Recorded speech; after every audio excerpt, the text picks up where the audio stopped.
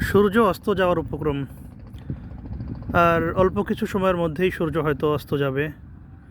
সূর্য অস্ত যাচ্ছে, সারাদিনের ক্লান্ত সফর শেষে এবার তার বিশ্রামের পালা। আমাদের জীবনের সূর্যও একদিন অস্ত যাবে। দিনের সূর্য অস্ত যাওয়ার নির্ধারিত সময় আছে। প্রতিদিন একটা টাইমে সূর্য ওঠে, সূর্য ডোবে, কিন্তু আমাদের জীবনের সূর্য অস্ত যাওয়ার কোনো সময় নির্ধারিত নেই।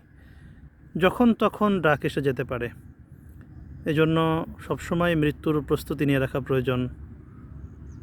কোনো কিছু যেন অগোছালো থেকে না যায়।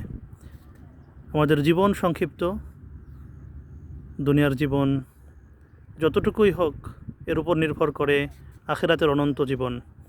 এ জীবন যেহেতু আখিরাতের অনন্ত জীবনের হিসাব নিকাশ নির্ধারণ করবে, এই সংক্ষিপ্ত জীবনের উপর ভিত্তি করেই আখিরাতের অনন্ত জীবনে কে জান্নাতবাসী হবে আর কে জাহান্নামবাসী হবে সেটা নির্ধারিত হবে।